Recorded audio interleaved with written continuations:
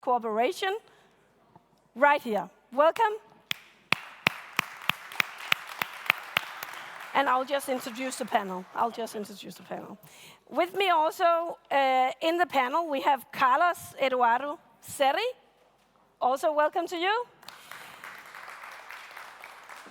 Carlos is from the Technical Cluster University of Sao Paulo. And we have Lisbeth Henriksen, Executive Director Innovation from SIGGES. Welcome to you, Lisbeth. And we have Luis Guedes, Director Quality Assurance, Food Culture and Enzymes from Christian Hansen. We're happy to have you here. And last but not least, we have Thomas Stenfeldt, Bachelor, Vice President, Agriculture, Marketing and Strategy from Novozymes. Welcome to you as well. So, even though I invited you to take coffee and tea, I now need you to go back or at least lower your voices. I'm sorry to interrupt you. Just lower your voices. Thank you very much. Because we need to move on. We have a really interesting panel ahead of us. The last panel was with the private sector perspective. Now we are moving on to science and innovation. So science and innovation towards a more sustainable agriculture. The role of research institutes, universities, and architects. And as I said, this is also an afternoon workout. So I have one more question for you. And I need you to stand up if you agree or when you agree to my question. So I will start asking you this question. Please listen carefully. Can science and innovation bring radical new solutions into action towards this sustainable development within agriculture? And then you have three different options. You have A, within 2 to 5 years, B, 5 to 10 years, or C, I don't believe we will see radical science and innovation brought into action towards sustainable agriculture and food production. So are you on the A team? Please stand up. Thank you. You can sit down again. Are you on the B team? 5 to 10 years? Okay. Thank you. You may sit down again. And are you on the C team? I do not believe we will see any radical input from science and innovation. Thank you. Okay, with this short exercise, we will now get started, and we have a keynote speak from Mr. Celso Moratti, President of Brazilian Agriculture and Research Corporation. And just before you have the floor, we have a video. And I'm looking at you now, because we are now going to have the video. Thank you.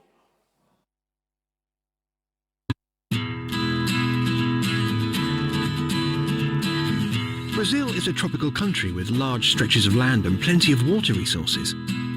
It seems easy to produce agricultural goods in a place like this, right? But the truth is that it wasn't always that simple. A lot of research and effort were put in place by our farmers, backed by the excellence of our public and private institutions. This allowed Brazil to become one of the main global players in agriculture and livestock. Brazil is amongst the 5 largest exporters of food products, and it's a global leader in the production and export of several essential products. Do you want to know how Brazilians made this happen? How about starting with a step back in time? 50 years ago, local farmers faced severe difficulties. The techniques that were available were inadequate for its tropical climate, and some of its cultivated land still could have been better used. But in the late 60s, Brazil began an incredible transformation. Public institutions and special programs were created to provide support to farmers, including public-private partnerships for the development of new techniques. Brazil invested in research and in the genetic improvement of seed supplies, as well as in new planting techniques. People overcame difficulties in those regions where the soil was arid and improved its overall productivity. Throughout the last decades, Brazil modernized its infrastructure and adjusted the productive process to better serve the international market. including the signing of agreements that would establish Brazil within an international framework, and providing more self-sufficiency and vitality to its agriculture and livestock. Laws and environmental policies also guarantee safety and sustainability. They increased transparency and introduced reliable processes as well, because Brazil knows that environmental conservation is essential, not only for its competitiveness in the global market, but also essential for the planet.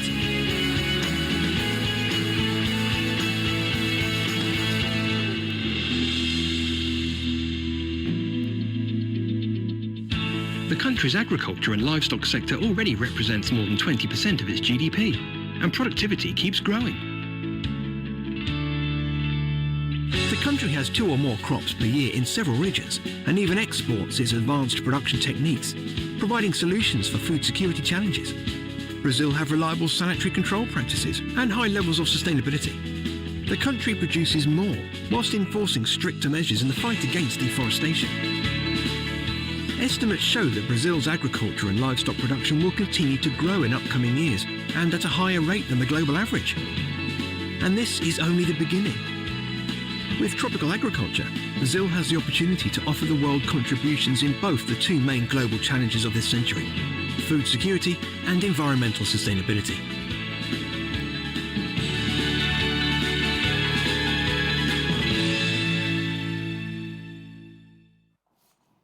Thank you very much. So with this fly-in, I will give you the floor, Mr. Sergio Luis Moretti. Thank you very much for being with us today. Thank you. Thank you very much, Lisa. It's a great pleasure to be here this afternoon.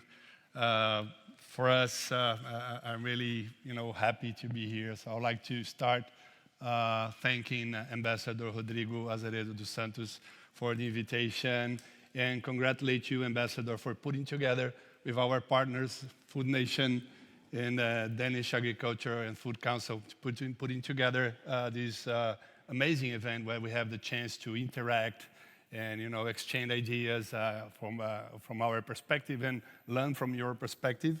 I also would like to greet Governor Mauro Mendes, and by greeting you, I'd like to greet all our friends and colleagues from Mato Grosso. It's a big team, and congratulate you, Governor, for the work that you are leading in Mato Grosso, transforming the state in a carbon neutral state in the upcoming years. I also would like to greet Ambassador Irajá Silvestre Filho and convey here my regards to President Rodrigo Pacheco. The Brazilian Congress is helping a lot the work that we do in Embrapa. And every year, senators like Senator Irajá and other congressmen support our work. During the next 15 minutes or so, I will be addressing low carbon agriculture, the road to a net zero economy. I would like to include a letter D. It is already happening. So we won't need to wait 2, 5, or 10 years. We're gonna see that is already happening. I've learned with our colleagues from communication, and the best way to communicate is telling stories. So during the next minutes, I'll be telling you a couple of stories about cultivated areas in different countries, and I'm going to show you some data. The race for a net zero economy is already on, so different countries are racing for a net zero economy. Science-based agriculture, how we are doing low carbon agriculture, how we are working on carbon neutral agriculture, and I'm going to show you some amazing data. Of course, I'll be presenting some of the work that we do at Embrapa in our 43 research centers all over Brazil. I'm going to show how we are moving from words to action. So what we are doing to transform the reality and decarbonizing agriculture in Brazil. And then I'm going to show you some actions that we are doing and we'll be doing in the near future. But before I start that, I would like to say that communicating is telling stories. So during these minutes, I'll be telling some stories. And one is about the importance of consistent data. So this gentleman here, his name is Edward Deming.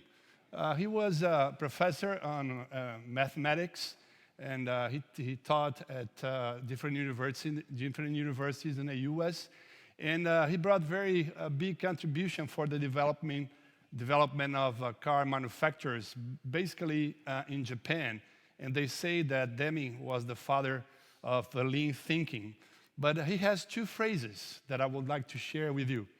The first one is, in God we trust. All others must bring data.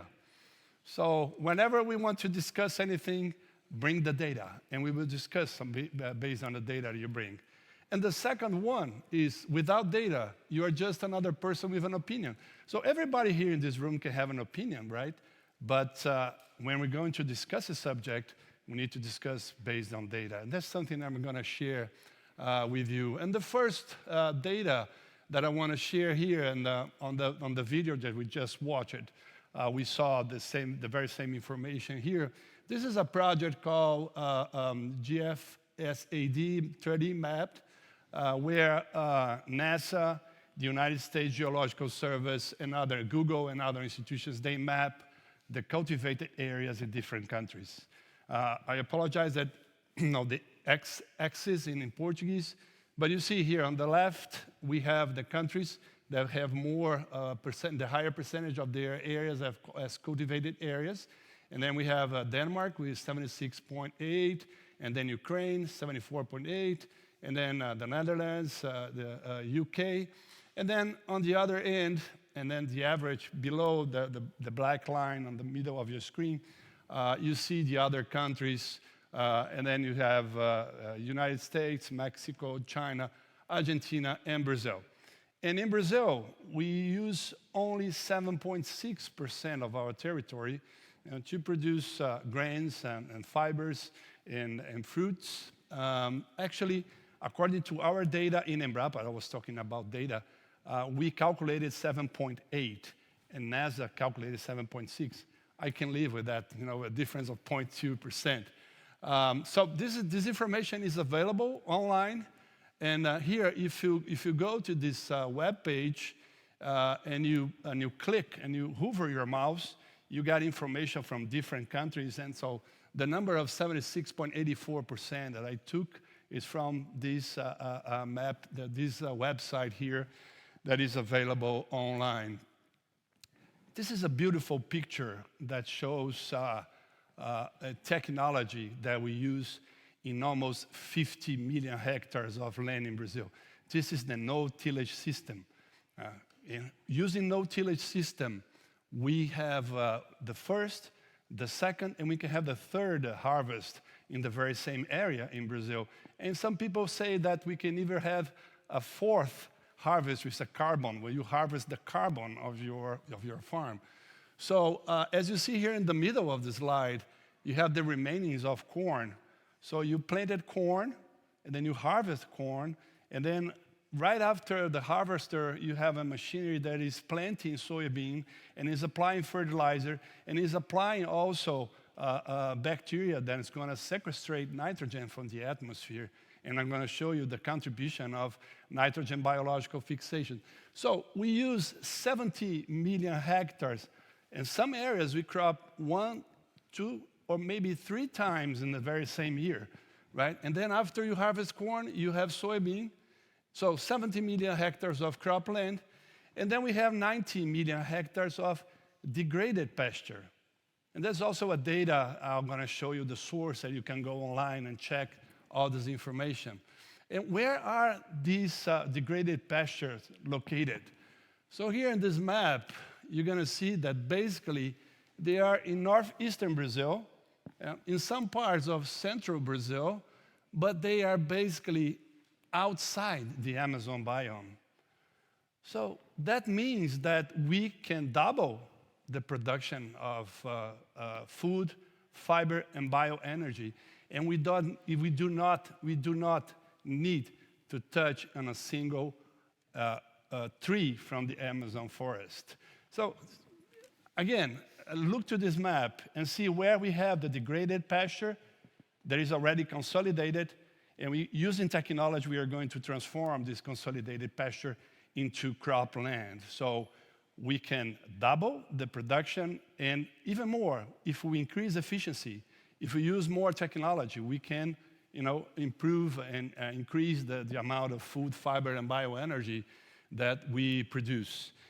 So when you make the calculation and you sum the areas dedicated to protection, preservation, and conservation of native vegetation, so you have national parks, you have state parks, you have native Brazilians' lands, and the native Brazilians, they own 13% of our territory. It's about 114 million hectares. And you add to this calculus, you add the amount of land that growers, and growers, it's mandatory, and the speakers that spoke here this morning, they pointed out the forest code.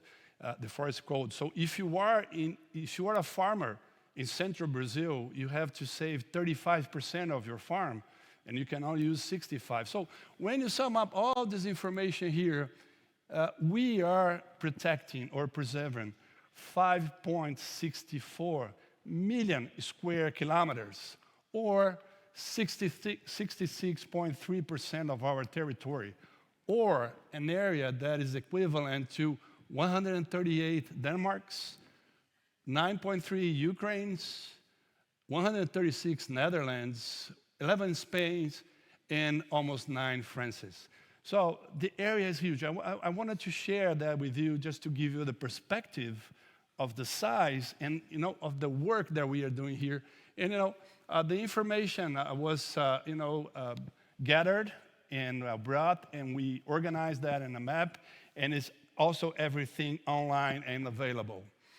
So the race is on for the net zero economy. We are working hard in Brazilian agriculture, to transform the reality of our country. This gentleman here, his name is Larry Fink. He's the CEO of BlackRock, and I guess that most of you already know him. So last January, he sent a letter to his clients saying that there is no company whose business model won't be profoundly affected by the transition to a net zero economy. All business in different areas are going to be affected by the transition to a net zero economy. And what is a net zero economy? One that emits no more carbon dioxide than we remove from the atmosphere by 2050. So that was the letter that he sent to all his clients. And as I said, the race is on. So different countries recently declared their commitments with a net zero economy. So China, 2060, Brazil, Denmark, USA, Australia, 2050. We saw here the Mato Grosso state in 2035. And many companies also have established their goals. And we have no doubt that Brazilian agriculture is ready to contribute with these goals using science, technology, and innovation. So how we are going to do that? Using, as I said, science, technology, research, development, and innovation. So during the last 5 decades, we had 3 different waves in Brazilian agriculture. One was the expansion, so soybean started being grown in southern Brazil, and then using technology, we adapted soybean, and we can grow soybean close to the equator now. We also increased the competitiveness of our products. Back in the 70s, wheat production in Brazil had a yield of 600 kilos per hectare, and now it's 3,000 kilos per hectare. And indeed, we have a tropical wheat that we are growing wheat in the tropics, and we just had a huge yield of corn, of wheat in Brazil. And sustainability. The third wave of production in Brazil has one name: sustainability. This is Embrapa, our institution. We have more than 8,000 employees, 2,200 researchers holding a PhD, 43 research centers all over Brazil. This is a picture of one of our research centers there in the state of Mato Grosso, in Sinop, where we work on integrated crop, livestock, and forestry system. We already mentioned biological nitrogen fixation. So If you were wondering what is that, this is a soybean root system, and the small little balls here are a bacteria that sequestrate nitrogen from the atmosphere, saving resources to growers, so they do not need to buy nitrogen fertilizers, and also avoiding the emission of greenhouse gases. In terms of international cooperation, Ambassador Rodrigo, we cooperate, Embrapa cooperates with more than 47 countries in the world, 147 institutions and more. We have more than 200 agreements. And frankly speaking, I would love to have more cooperation here with Denmark. I see a lot of opportunities for us to advance. Going to the last part of my presentation here, net zero, from words to action. So this is the letter D. We are moving consistently in the direction of decarbonization in our agriculture. So ABC Plus, as Secretary Fernando already mentioned this morning, and greeting you here, I forgot to do that in the beginning, so greeting you, Fernando, for the work that you are doing, and I'm really glad to be part of your team. So low carbon agriculture plan is an important part of the work that we do here. No tillage, as I mentioned, 50 million hectares per year. Nitrogen biological fixation. Only on 37 million hectares of soybean, and that is the amount of soybean that we have in Brazil, and we have many soybean growers here, we didn't emit, so we save 100 million tons of CO2 equivalent not emitted, because we are using a bio product. We are using a bio input to produce soybean. Degraded pasture recovery, planted forest, and integrated crop, livestock, and forestry systems. So this is a picture of an integrated crop, livestock, and forestry system. In the very same area, you can have a corn, you can have soybean, and then you enter with the grass, and then you start the production of your cattle, you have your trees. And this is the system that is growing really fast in Brazil. We already have around 17 million hectares of integrated crop, livestock, and forestry systems in Brazil.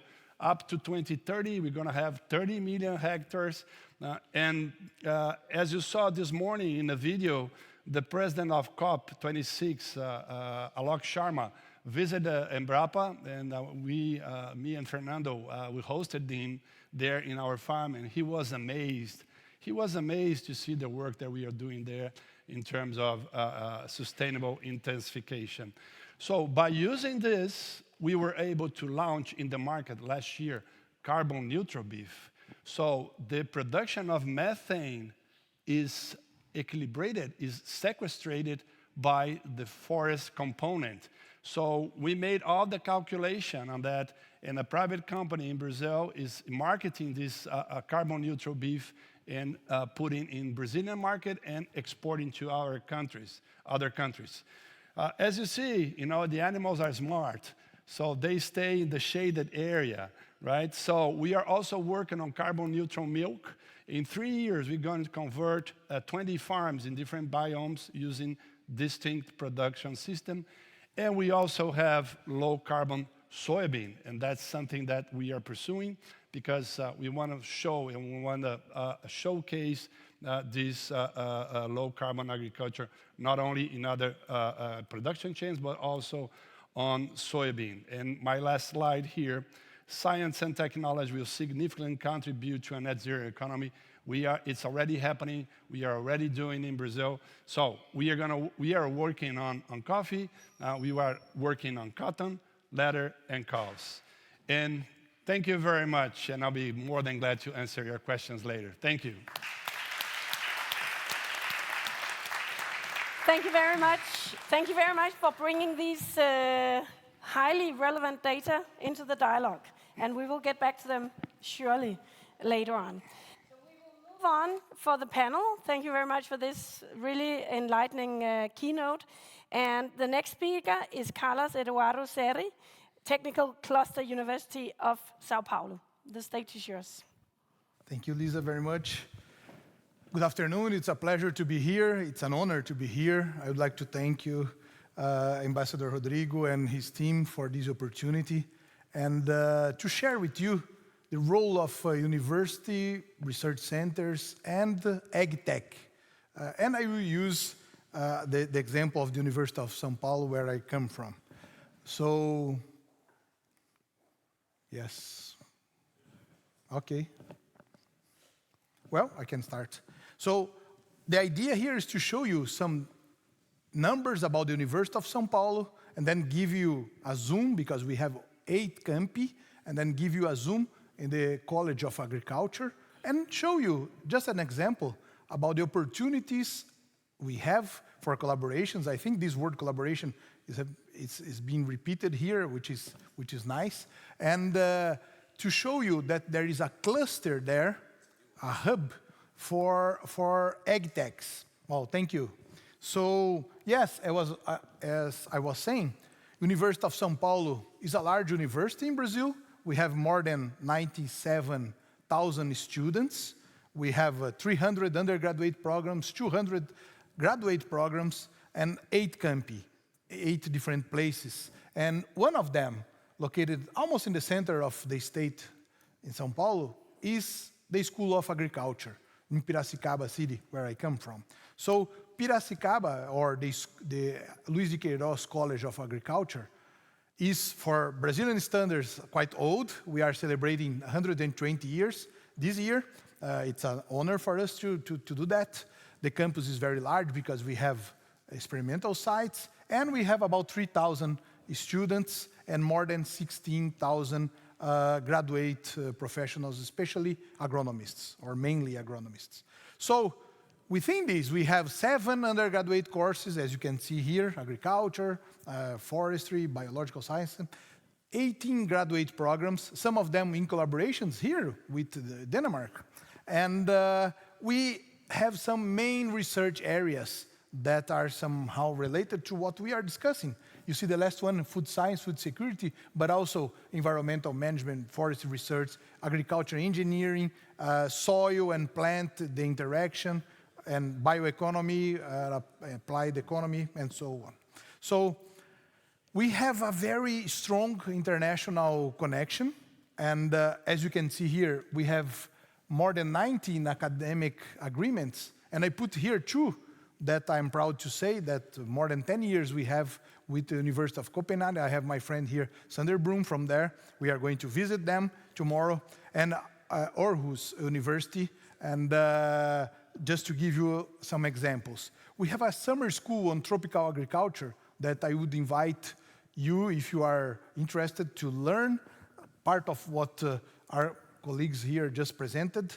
And I would like to give from that slide only one example, which is related to our international collaboration we have among the 5 top worldwide universities related to agriculture. So it's called Agri-Food 5 Alliance, and it's from China, 2 from US, 1 from the Netherlands. We are proud to be among them. And the main objective of this alliance, I wrote here in green, is to reach sustainable transformation of agriculture and food systems. So lots of activities. If you have questions, I will be more than happy to try to answer them on this initiative. And as part of that, we have several centers for research and innovation. I will not be able to tell all of them, but I wanted to emphasize the second one here, in the first one, the semi-chemical. Why? Because I just met Christian here, and he already have some connections, and we are straightening this. São Paulo, advanced research on biological control to reduce use of pesticides, for example. The China and Brazil collaborations, and so on. And the last one, the Research Center of Greenhouse Gas Innovations, where I am part of the nature-based solutions. I will give you one example at the end if I go fast. But in the innovation, let's say pipeline, internship, we have several activities. So our graduate students start to getting contact with this subject from different innovation labs, courses, Exalc Show, which is a fair open to other for the community, Ag Tech Days, and so on, and based on this A5 Alliance, so these 5 top agricultural universities take part of that. We have pre-incubation, as you can see, curiosity, ideation. We have incubation there, an incubator called the Zaltec. I will show you an example in a few moments. And I would like to give some focus on this part here, which is the Ag Tech Valley. It's the similar, well, we like to say that it's similar to the Silicon Valley in US for the agricultural sector. So it's based there with lots of institutions, Ag Tech Garage, a technological park, these incubators, and many, many opportunities. So again, I'm trying to show you something and give you a zoom, just for you to have an idea. So again, giving a zoom here in our incubator, is I would say the the largest incubator for agriculture that we have in Brazil, and the oldest one. So we have several activities. It's really a program for agriculture innovation. The mission here is to give opportunities, and people related to that have several benefits linked to the university, assessing different opportunities, and in different areas, as you can see here in your right side. So this is a hub of opportunities. I would like to invite you to visit. If you cannot go there, visit our website, and I would be more than happy to give you additional information, just to give you a flavor from different ag techs that are or were involved. As part of all this initiative, I would like to give you only 2 examples. One, an international and broad initiative, for example, the Living Soils of America, which is a combination of IICA, you may have heard, it's the Inter-American Institute Cooperation for Agriculture, more than 34 members in the Americas, the Ohio State University, and several partners here.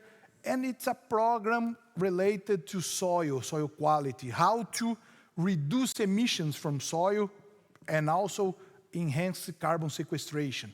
This is a very interesting approach. We are dealing with climate change, food security, degradation, especially soil erosion. And again, as just a flavor here, I would be more than happy to discuss or to answer questions if you like on this program. So it's a very interesting program. And basically to finish, on nature-based solutions, Dr. Moretti already mentioned about pasture rehabilitation, about integrated systems. We have several activities here at our university. I'd like to give you one example, which is related to management practices that we can reduce greenhouse gas emissions to the atmosphere and also increase soil carbon sequestration in the plant and the soil. And the approach here, the first approach is calculating carbon footprint. This is one example for coffee, which is all the emissions of greenhouse gases associated to the entire chain. It's a kind of life cycle assessment, from the field to the transportation and to the consumer, to exportation, for example, to the Rotterdam or to US, to China. It depends on what the system. We have done this for coffee. We have done this for orange juice, for meat, for several commodities. But I want to give you one example with few slides on the soybean. Why? Because everybody's talking about soybean. It's an important product here. Use it to produce biodiesel as a bioenergy in substitution of the fossil fuel.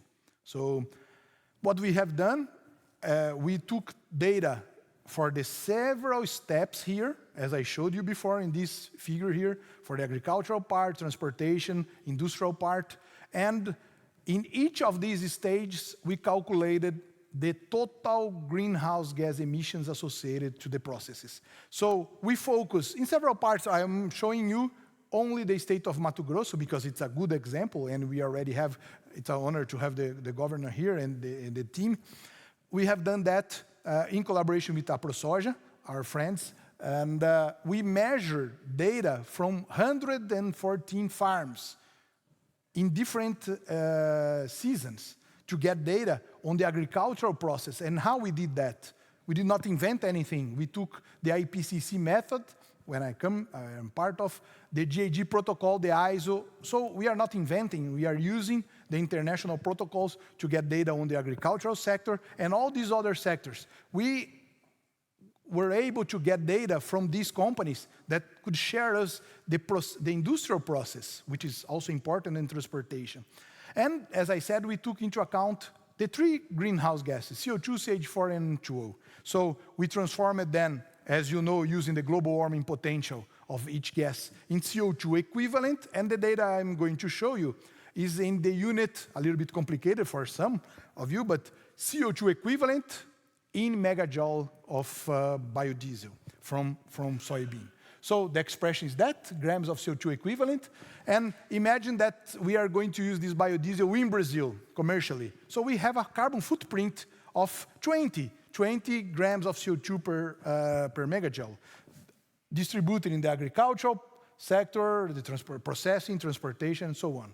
But there is an interest to export this to Europe. And you guys have a directive. So we calculated also the transportation to this biodiesel to here, to Europe. And we can use a number around 25, just to give you, this range is because we have small producers, large producers, technologies with different stages, and processing with differences also. But you give a value of 25, and again, this distribution of emissions in each sector, just to let you know that considering biodiesel from the state of Mato Grosso, with the data from our colleagues and measurements in field conditions, we found this value, this range of 23 to 26, again, grams of CO2 equivalent per megajoule. And what's the meaning of this data? Compared to European diesel, which is almost 84 grams, we are reducing 70% of emissions if we use biodiesel. I did not bring the data, but these numbers that we got here are much lower than the footprint we have available for other soybean producers around the world. So we are very proud of that. And one of the reasons Dr. Moret said we are here that we are not using fertilizer nitrogen because it emits a lot of N2O. So this is one of the important part, and other technologies like no-till and so on. Well, I will not give you more details, but this was published. If you like, we can share this data with you. And just to finish, I know that you will, so just to finish, we are going to the field, and this is important because tomorrow we have the collaboration with the University of Copenhagen to discuss about these automatic chambers. We have dozens of them.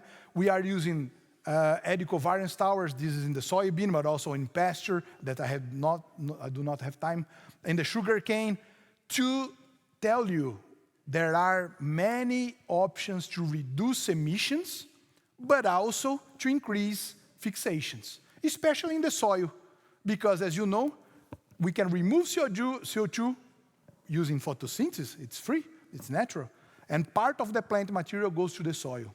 And then we can do this, and I will finish. You know the importance of soil on the global carbon cycle. We have 3 times more carbon in the soil compared to what we have in the vegetation or atmosphere. So that's important, and the way this material can be stored, it's very important.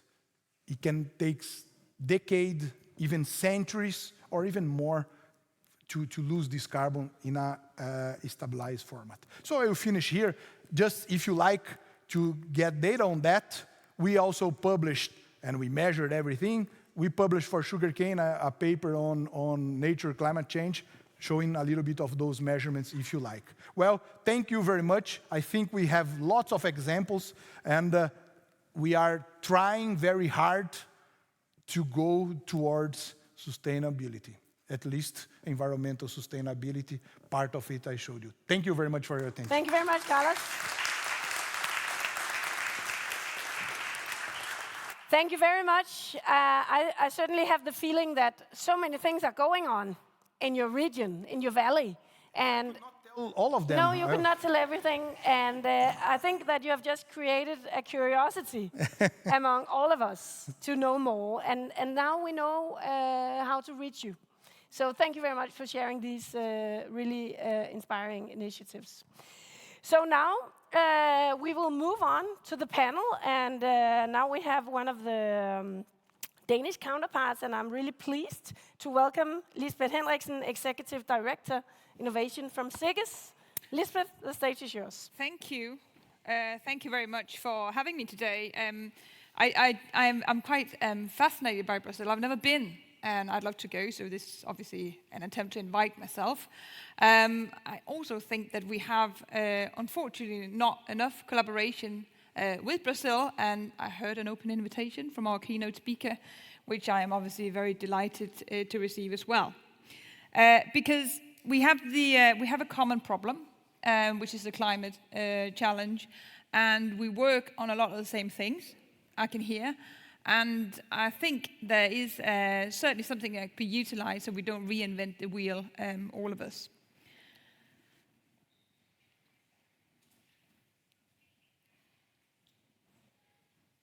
I didn't go on.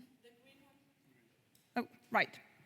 2 words about SIGGES. SIGGES is the technical department of the Danish Agriculture and Food Council. I believe you had my CEO on stage earlier on today, and he told you a little bit about our sort of more common approaches.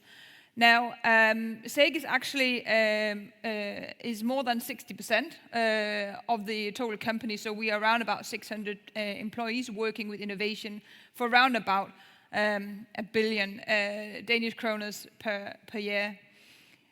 Originally, SIGGES was put into the world to innovate for the Danish farmers, and we actually believe that we have the highest productivity, we are among some of the most productive pig producers and cattle producers in the world, because we've innovated so intensely over the years, and we managed to collaborate and collect and gather efforts together, and then develop knowledge and solution through that.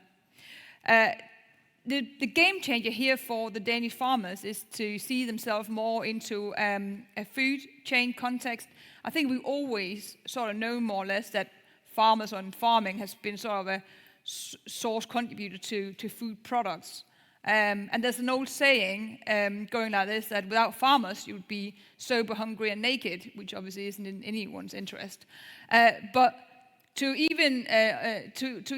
understand that even more is very critical in terms of meeting this whole climate challenge that we are all facing at the moment.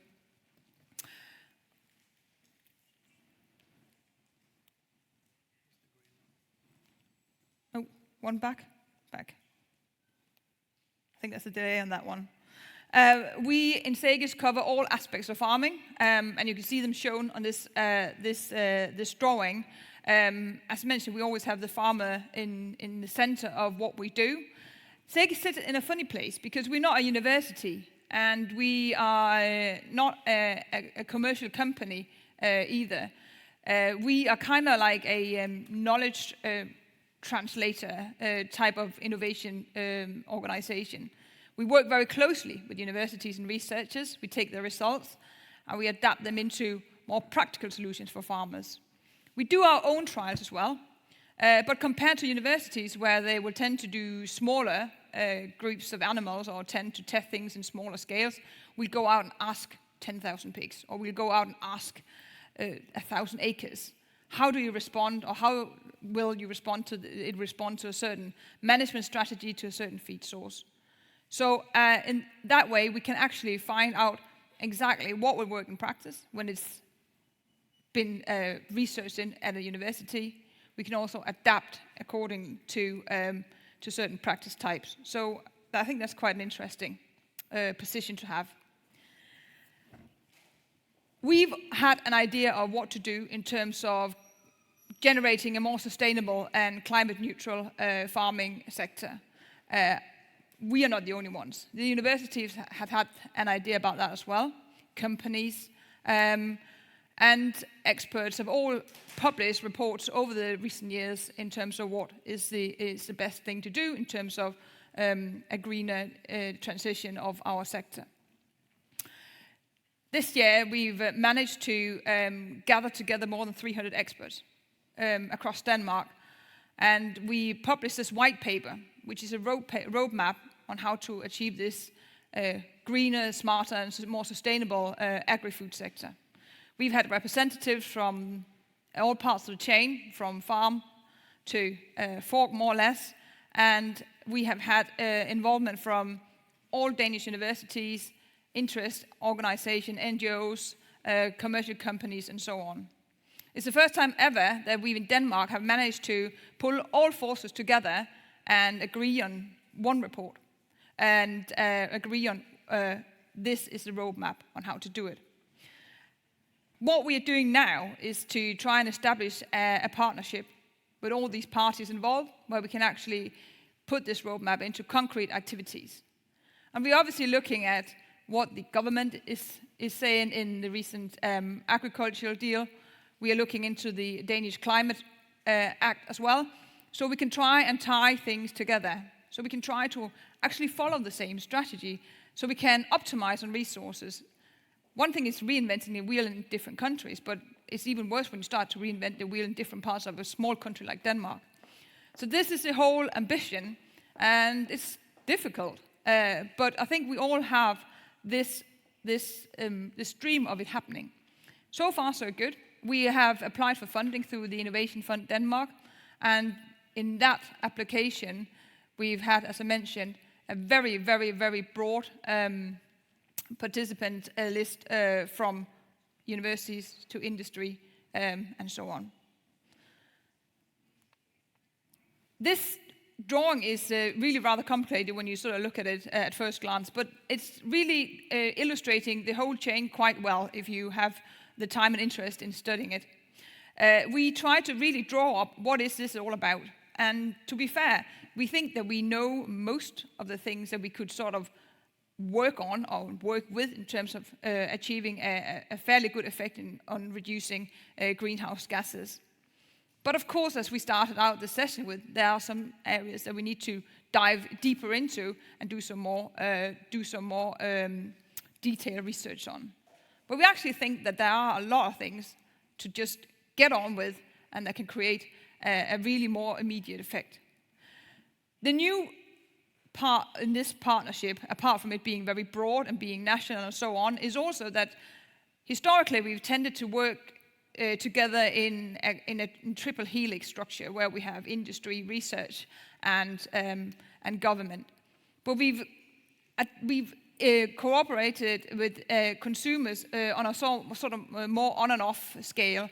We've built in this new partnership civic society as an absolute central part in terms of achieving effect from these activities, initiatives, research, and so on that the partnership is wanting to do.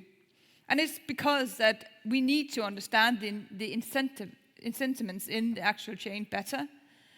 Someone earlier on today talked about pricing and who should pay and da.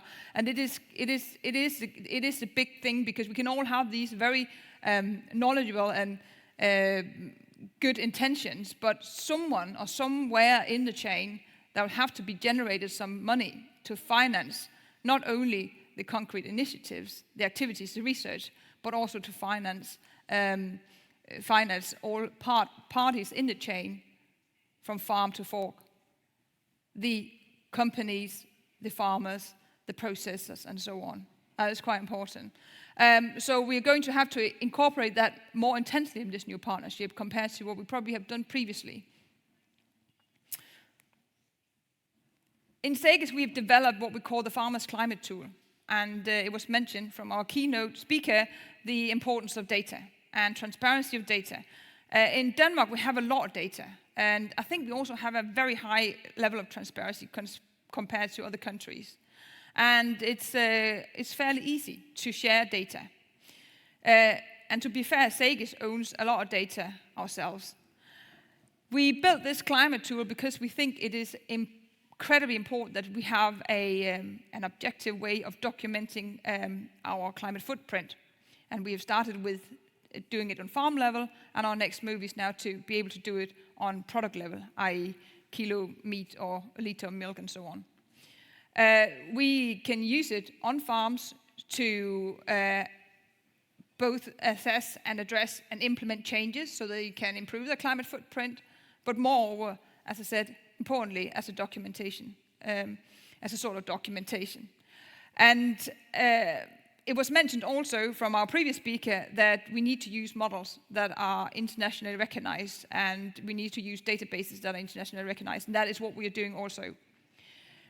We have also established a collaboration with some of the big companies, some of the big food companies, because we are also very aware that they need to be able to document the whole climate footprint from farm to fork. They don't want to end up in a greenwashing situation.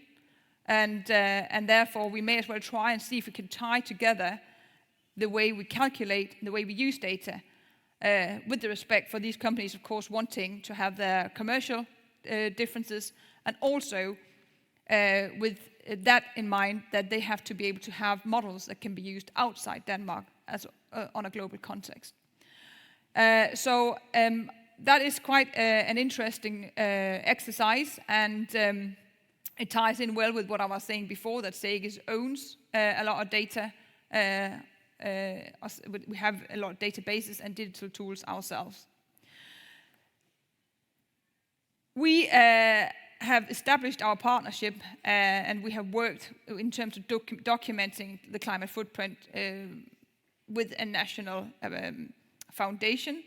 But as I started out with saying, we are very interested in an international or more international partners. We have some, but we would like to stretch further out. We think we have the platform for inviting international collaborators in a professional way.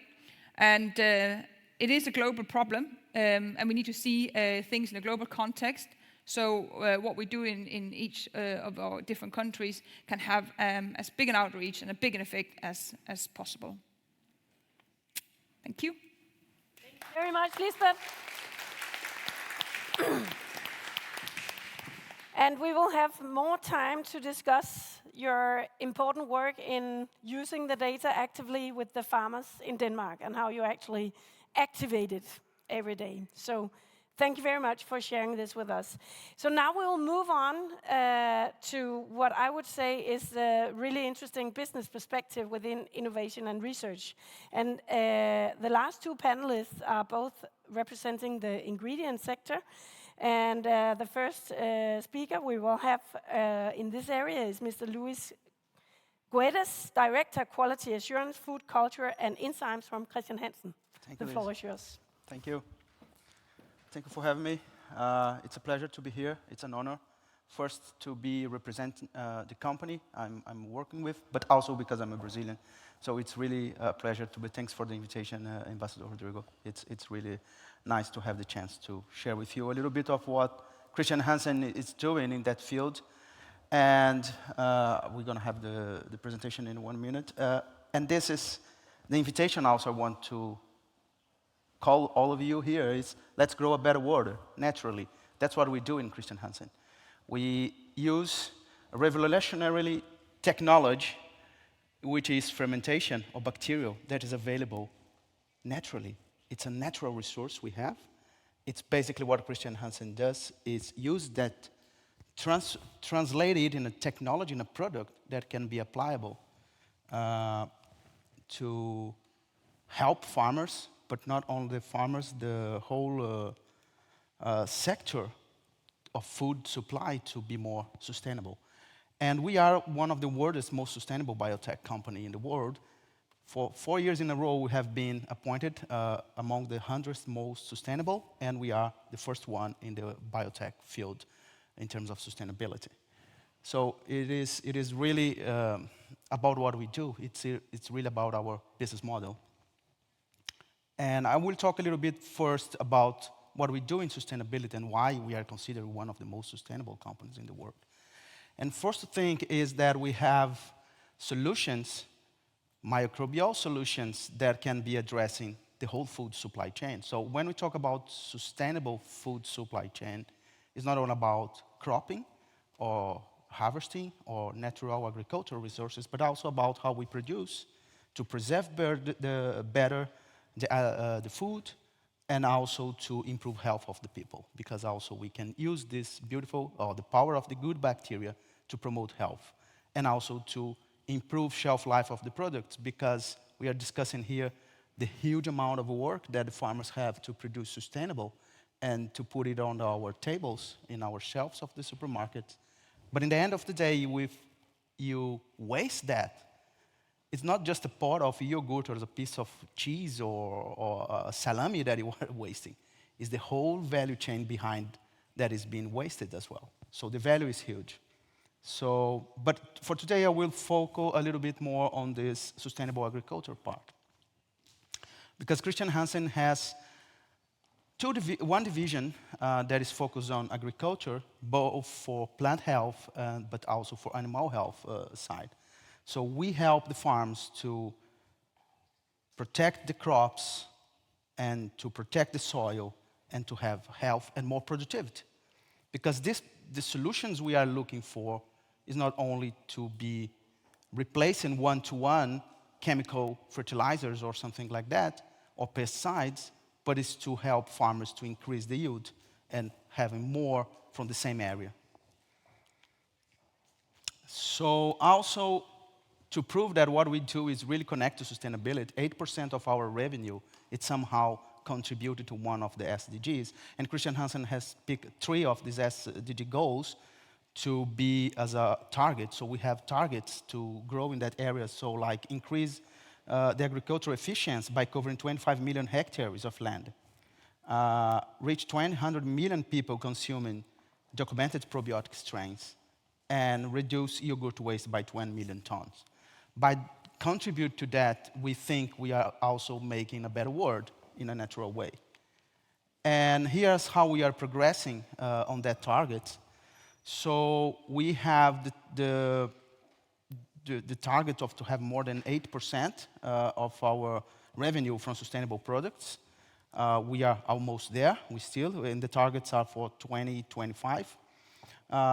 We are increasing the coverage of hectares using natural solutions for agriculture, and also for consuming probiotics, and also for reducing waste. And here I think it's a big part of what we do. It's being highlighted in the main countries we are working on that. So I think there is a huge space, especially talking about Brazil in agriculture sector, there we can increase even more the use of these natural solutions to help farmers around the world, but especially in Brazil, to keep growing. And I think that Celso has touched the point about fixing nitrogen and sequestering carbon using the soil as a repository for the excess of carbon. And these bacteria can help in that, right? I will talk a little bit about Christian Hansen. So just so you understand, we are a Danish company, but with a global presence. And 31% of our revenue comes from North America, 12% from Latin America, and Europe 39%, and 18% in Asia Pacific. And in Brazil, in Latin America, big part of our business is related to plant health and animal health. We have a plant in Brazil, in Valinhos, in São Paulo state, where we are producing enzymes for food, but also plant and animal health products for our agriculture sector. And in the space of plant health, the most interesting areas are really US and Brazil. And here is a call for our colleagues in the regulator sector. One of the difficulties we have in Europe is exactly the heavy regulations, and sometimes we are put on the same shelf as someone producing a chemical pesticide, and we have to comply with the same regulations. So the access to the market is not that easy in an area like in Europe, but much more in Brazil or US.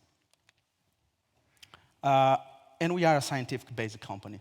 So we have more than 40,000 strains of bacteria in our collections. And from that mine, we try to mine in and find the right bacteria and the right microbial strains, those solutions. We have more than 300 partnerships with academic centers and research centers.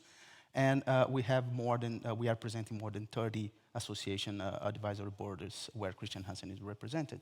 So it's really about science, and it's really how we find the right bacteria to address the right challenge and how we produce it and access the market, which is one of the difficulties, I think, for our sector, is how we're going to make this type of products more accessible and competitive versus the chemical industry.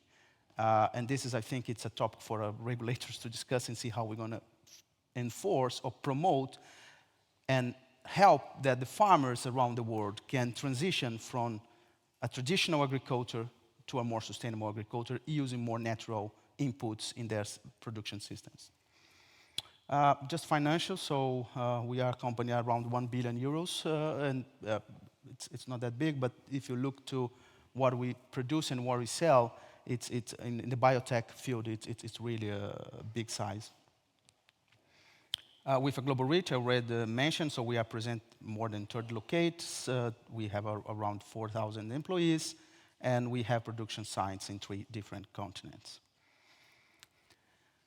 Just a perspective about what these small companies reach in terms of consumers. Every second cheese and yogurt in the world, it's made with a Christian Hansen ingredient.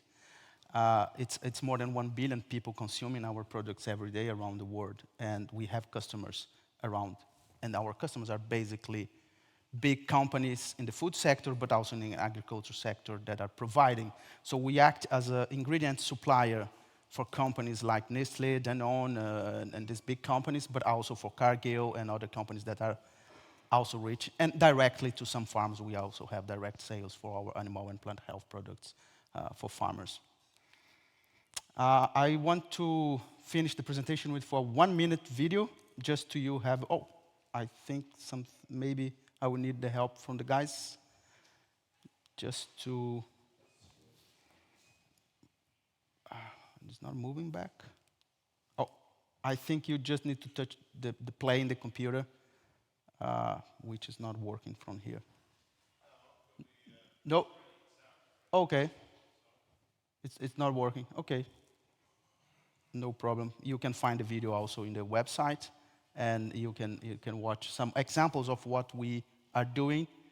And just 2 short examples from Brazil, where we are using these plant health solutions for protect seeds and to protect the foliar part of the crop.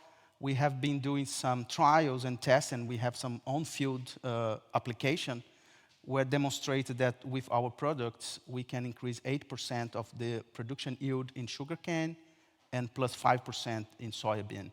So I think this is also shows the real potential for the application of this type of technology. And I close saying that I'm with you, Celso, and Carlos, about I am also on a D option. I think we already started the application of real technology to support sustainability in agriculture. Thank you very much. Thank you very much.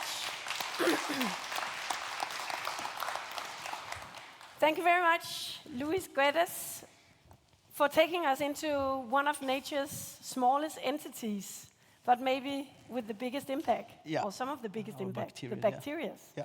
Right. And we will move on with also some very small entities of nature, exactly the enzymes. So this is why I'm really pleased that Thomas Steenfeld, Bachelor, Vice President, Agriculture, Marketing and Strategy from Novozymes, is with us now. The floor is yours. Thank you very much. Realizing that I'm the last, also holding back the panel discussion, I will keep it short and help you facilitate the panel discussion. And it actually was helpful with Luis having this great presentation, because we're actually in a very much similar position in the marketplace, unlocking the power of nature, like Christian Hansen. And what I really like about this challenge we have ahead of us is that it's not really about competing, because we are competing, but the opportunity is there, and it's so big that there's plenty of room for us all. And that plays a little bit to the whole ecosystem that we have across academia, organizations, policymakers. That's why we have such a potent mix here in the room today, and why I thank you to arrange this, because I think that's really the magic sauce for unlocking this. And Brazil, from an agricultural point of view, actually has a really unique position to help us there. Because we actually, you can debate a lot of the history and deforestation and so forth, but actually my personal experience from working with Brazil in our business, which is a little bit more exposed to the crop agriculture, less animal than Christian Hansen. We also have biofuel, which we've talked about a number of times. And when we've interacted with Brazil, it's actually been one of those countries where we've been able to take great inventions into a marketplace to have impact, to become really impactful innovation.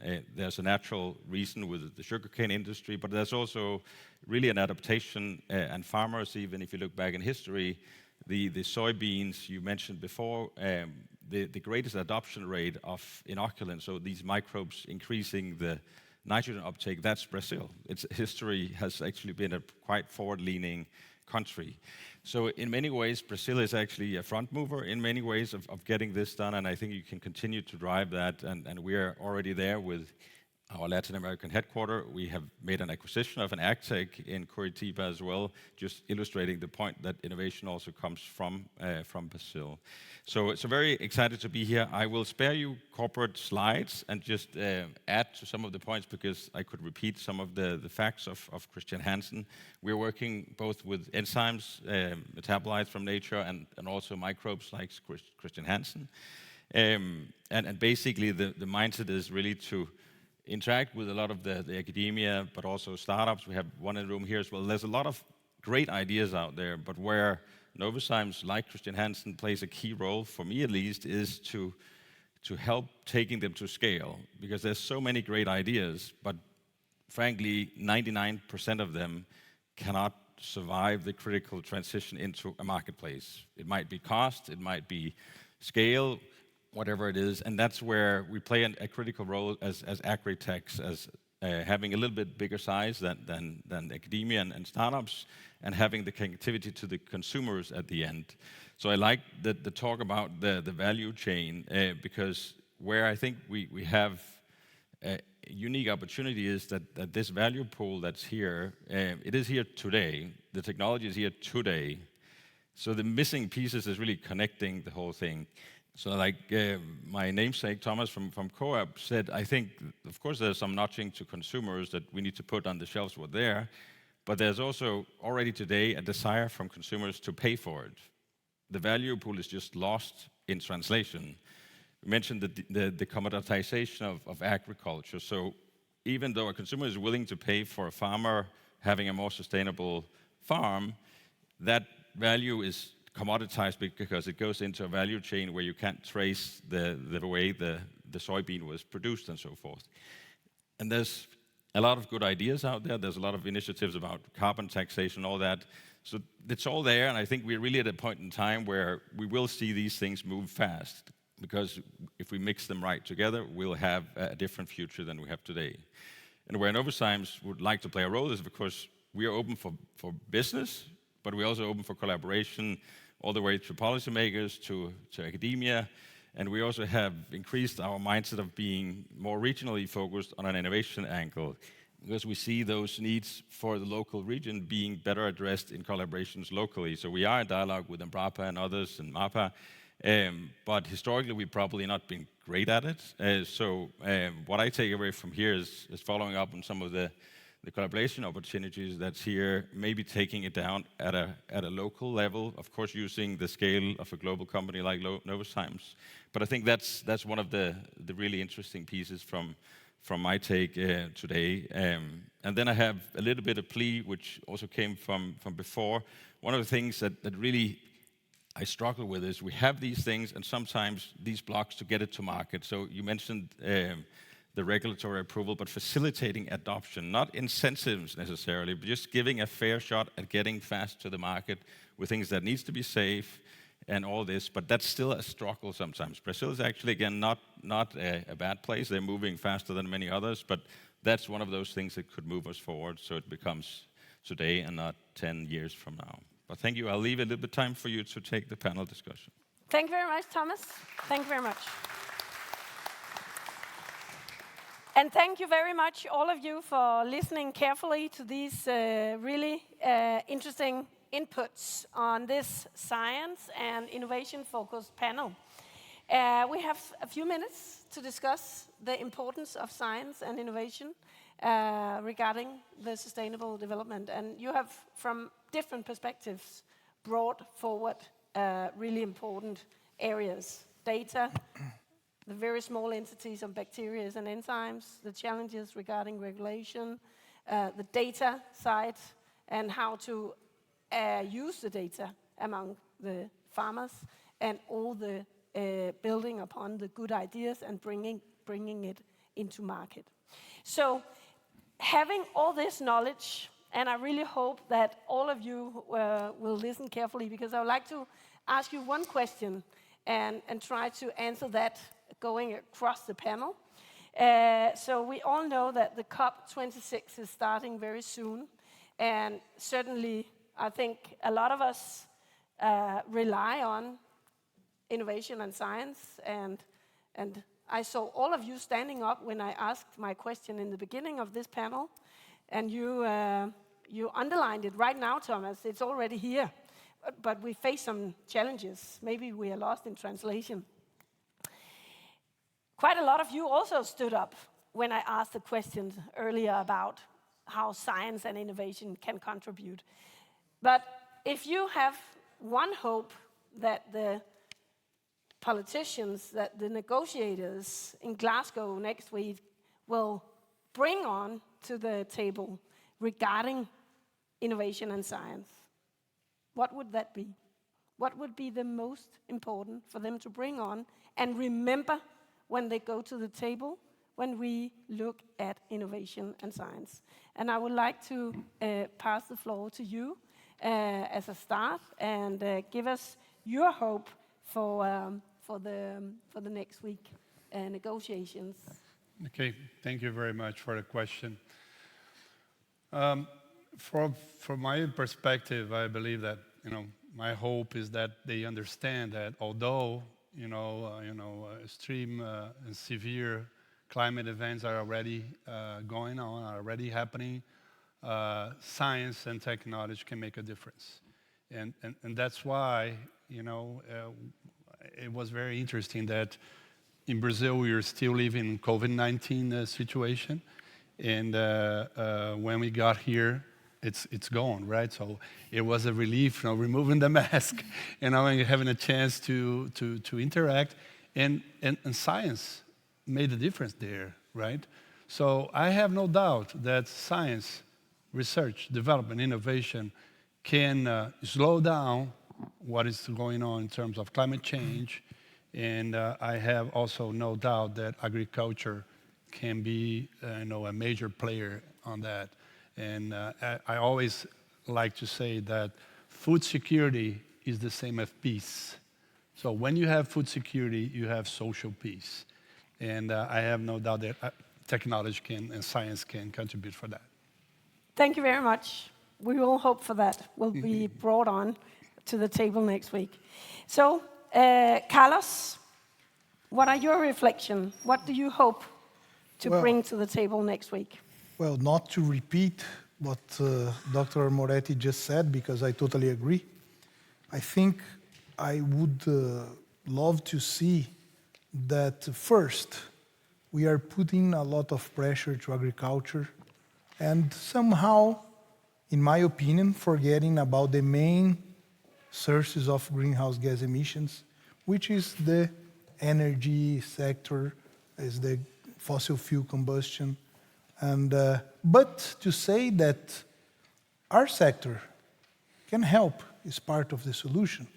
We can we can reduce emissions, but we can also remove part of the gases, especially CO2 from the atmosphere, storing the plant, and part of the carbon in the plant can be transferred to the soil.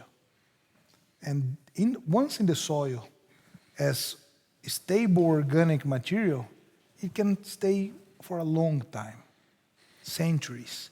And it's not only the case to store carbon, because this carbon is in the form of organic fractions that improve soil quality, physical property, chemical properties, biological properties. And this is better for the plant development growth and good for the environment. So I think we have plenty of techniques that can do that, and I hope they pay more attention on that. So that's my That's your hope. Yeah, That's good. yeah. Being part of the solution. Yeah, part of the solution. Yeah. Okay. Thank you very much, Carlos. So, Lisbeth, what would you like? What would be your hope for bringing in next week regarding innovation and science? Yeah, it's really relevant. Perhaps not as exciting as this suggestion here, but that this green transition is incredibly expensive. So science and research is only a reality if someone will help us finance it, because some of the money will come from the companies, but we need the governments to spit in and help us solve this problem. And I don't think that the politicians understand the cost of this for all of us in terms of R&D, but also don't understand the cost in terms of implementing it in the whole value chain. Someone needs to pay. We all need to pay, but the governments need to pay as well. So you hope they remember the cost of research and implementation. Not only remember the cost, but also actually pull up their wallet. Yeah, yeah. The cap Find on the the table. finances. Find the finances. Find the Yeah. finances. Okay. Thank you very much, Lisbeth. Okay, Luis, what would you like to bring to the table, or what do you hope will be brought to the table next week? I would hope that the first thing is that we can make clear that agriculture is not the problem. Agriculture is the solution, or at least it's a big part of the solution. And I will come back to the point of helping what we develop in the science and the research centers to access the market and to get to the field. It's that we need to create the conditions, I think it was mentioned here before, that incentivize the producers to adopt this great and variable technologies we have been developing in the research centers, and we as industry are trying to scale it up to have access. And also with that, we're going to start to address a little bit of this financial part, because when the market starts to be growing enough and companies start to make the business, the private sector naturally will be putting more money and financing and help the farmers to do this transition. So it is a question how we're going to make this market that today it's small. There is a huge demand from the consumer sides, and there is a huge technology being developed and available to be adopted. So when we talk about no tillage or forest integration with agriculture, there are not new technologies, right? So I was in the university, I don't know, maybe 15, 20 years ago, and I was learning about that. So how we make it bring and become the new normal, where then the same amount of money that today is flowing into not so sustainable technologies can start to flow in the direction of the sustainable and natural technologies that will support this transition. So I think that the politics need to understand agriculture is the solution, and we need the help of them, not only financing, but also unleash this potential towards to the agricultural market sector. So a sharp look at the political framework, Yeah. certainly. Yeah. With a Okay. more scientific, pragmatic eyes, right? Yeah. Good. Thank you very much. So, Thomas, what would you hope for next week? No, I think it's very much tagging on to the prior comments, but I think I would hope that like the COVID experience can be translated. So the sense of urgency around this problem has been clear, but somehow the action has not been translated as clearly as we all saw in a COVID reality. So these fast track, these deployment of actions that actually break country boundaries and set common standards, action, it gets tied up in bureaucracy and then policies and all that. So there's this sudden like ripping off the red tape and really getting something moving much faster than we've seen.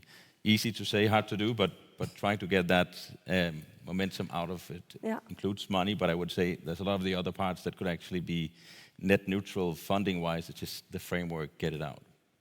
Thank you very much for highlighting the speed issue in this as well.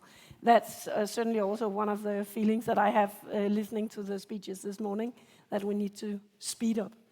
So, everyone, I would like you to give a hand to this final panel of today with the focus of research and innovation. Thank you very much for being with us today. Thank you. Thank you. You may leave the stage. Thank you very much. And while we move our way towards finalizing this day, I would like to, from my side, say thank you very much for listening, and then I would like to invite Mr. Ambassador to the stage, Rodrigo Ceres dos Santos.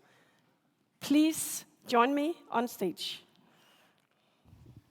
Thank you, Liz. And once again, thank you very much for having the opportunity to listening to all these really knowledgeable people today and knowing how much knowledge and experience there has been together today. That's quite an impact in itself, I think. So my question to you here at the end of the day is, what is the most important what is your key takeaways from today? Well, thank you, Liz. First of all, thank you so much for your help, your support, and the Food Nation and other Danish organizations that help us, DACOFO and Agriculture and Food Council. But also, before answering your question, also thanking again the presence of the governor of Mato Grosso, Mr. Mauro Mendes, Senator Irajá Silvestre, and all the team that came from Brazil. Really were very good presentations, and also from the Danish side, the private companies and other institutions that join us today. And also, of course, the public that stayed here till the end, listening to these discussions that I believe were very, very helpful and fruitful discussions. But answer your question, Liz, I believe we really reached our target with this conference. First of all, conveying the message that Brazilian agriculture is very competitive and sustainable. And as many of the speakers here highlighted, we are really part of the solution, but not only Brazil, Denmark as well. And it was very good to listen that we have common challenges, of course, and together we can do much more, as we could see, especially on the private sector, on the innovation and technology, but also exchanging information about policies that we are implementing in our countries, on the public sector, on some self-regulated, let's say, also policies from the private sector. So this discussion was very, very helpful. You know, tomorrow we are going to have a meeting from the government side, some of people from Brazil here with your Minister of Agriculture. So we'll discuss this as well, this cooperation agenda, bilateral, sometimes trilateral cooperation, and something that we can do more, as I said, in R&D. So I believe all these objectives we start discussing here. So as I said in the beginning, in my introduction, this is we're starting this dialogue, and you know, it was very much to my surprise. I moved to Copenhagen less than a year ago, 10 months ago, and I couldn't see more. I couldn't really realize that we don't have any kind of institutional agricultural partnership or collaboration. Of course, it has been mentioned here in the universities; they are already doing it, but we believe we have to do much more. And that's what in Glasgow, the expectations of more international collaboration.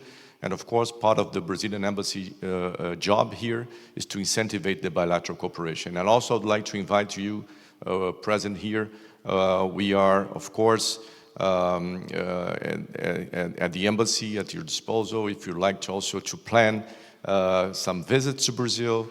You need more data about what we are doing over there, and also organizing this kind of discussions and meetings and networking and finding the right people to communicate and to follow up on this dialogue that we had today. That's great. And I also had a question saying, so your next steps, but I know you have this meeting tomorrow, yes. And I think you have lined up so many next steps that there will be a lot of work to do from all of us, all sides. Exactly. And that's really what is also very motivating. That's right. So from my side, thank you very much. No, thank you, Liz, again, for all the support of you, yourself, and your team, Food Nation in general. And as I said, also I'd like to thank again Apex, our trade and investment promotion agency, to make this happening. This event was very important to us. And again, thank you, every one of you who are here and who are really supporting us in this open and transparent dialogue that we had. Thank you so much. Thank you.